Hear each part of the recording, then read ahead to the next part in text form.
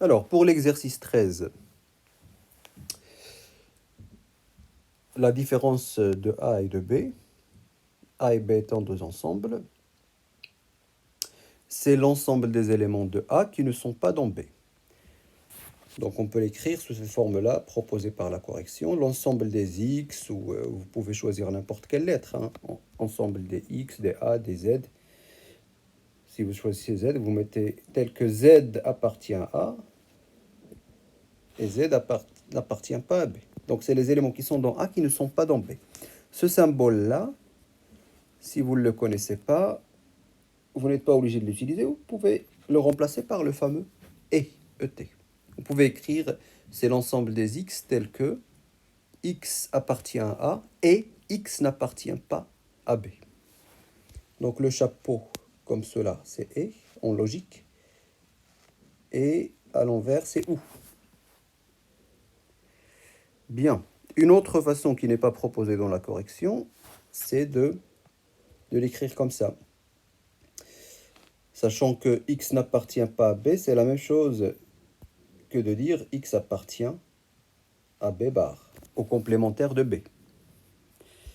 Eh bien, si je veux écrire l'ensemble des éléments qui sont dans A et dans B bar, je suis en train de parler d'une intersection. Entre quoi? Entre A et B bar. Donc A moins B, je peux l'écrire aussi. A inter B bar. Alors, pour la table de vérité maintenant. Pour la table de vérité, j'en ai pas parlé dans le cours, donc je devais quand même enlever cette dernière partie de la question, mais je vais vous en parler quand même. Table de vérité. La table de vérité d'un tel ensemble. Eh bien, d'abord, je regarde mon ensemble, il est constitué de quoi? De deux ensembles A et B. Donc, je fais deux colonnes, une pour A et une pour B. Alors, quel est le principe d'une table de vérité? C'est dans cette table de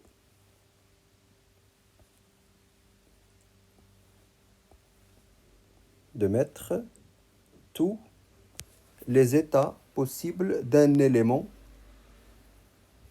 de l'ensemble ambiant qui contient A et B.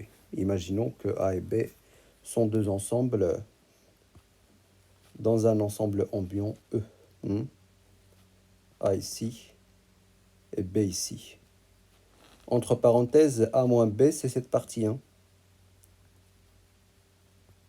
D'accord? Donc je prends que les éléments de A qui ne sont pas dans B. Ce que j'ai coloré en vert, c'est A moins B en fait. Bien, alors, je dois mettre dans ce tableau tous les états possibles d'un élément qui serait dans E, dans l'espace ambiant. Lorsque je mets un 1, ça signifie que l'élément appartient à l'ensemble. Lorsque je mets un 0, ça signifie que l'élément n'appartient pas à l'ensemble. Alors, première possibilité, c'est que l'élément, par exemple, appartienne à A et à B. Donc, je commence par une ligne. Une ligne, ça va représenter un état possible d'un élément de l'ensemble ambiant. Alors, la première ligne avec 2, 1 signifie que mon élément imaginaire, que j'imagine, est un élément qui appartient à la fois à A et à B. Donc, est-ce qu'il doit appartenir à A moins B? Eh bien non, parce qu'il est là en fait, mon élément. Il est dans A et dans B. Les éléments de A moins B doivent être dans A, mais pas dans B. Donc, l'élément en question de cette ligne-là, c'est un élément qui n'appartient pas à A moins B.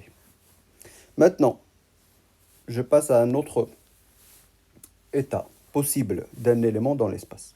Par exemple, un élément qui n'est ni dans A, ni dans B. Ça veut dire qu'il va être quelque part ici. Ni dans A, ni dans B. Eh bien, il n'est pas dans A moins B. Parce que pour qu'il soit déjà dans A moins B, il faut qu'il soit dans A. Et après, il faut qu'il ne soit pas dans B. S'il n'est pas dans A, il n'y a aucune chance qu'il soit dans A moins B. Donc 0. Quels sont les autres états possibles? Un élément qui soit dans A, mais pas dans B. C'est justement les éléments dont on parle. Un élément qui est dans A, mais pas dans B, c'est exactement un élément de A moins B. Donc, celui-là, il appartient bien à A moins B. Une autre possibilité, c'est un élément qui n'appartient pas à A et qui appartient à B. Un élément qui n'appartient pas à A et qui appartient à B serait quelque part ici. Donc il n'est pas dans A-B, évidemment.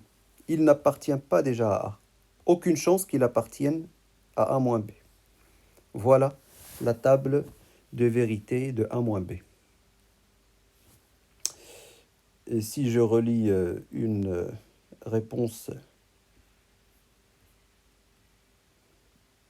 qui était bien détaillée de Martin sur l'histoire des états de tous les états possibles, oui, lorsqu'on a deux, pour ne rien oublier, lorsqu'on a deux ensembles, eh bien, il me faudrait 2 à la puissance 2 lignes, c'est vrai, 4 lignes pour traiter toutes les possibilités. Si je voulais par exemple faire la table des vérités de quelque chose comme ça, j'ai 3 ensembles, eh bien il me faudrait 2 à la puissance 3. Il me faudrait 8 lignes pour traiter toutes les possibilités. Rapidement, je vais vous montrer comment. Par exemple, on fait un tableau, une colonne pour A, une colonne pour B, une colonne pour C. Et après, pour ne rien oublier, je sais que j'ai besoin de 8 lignes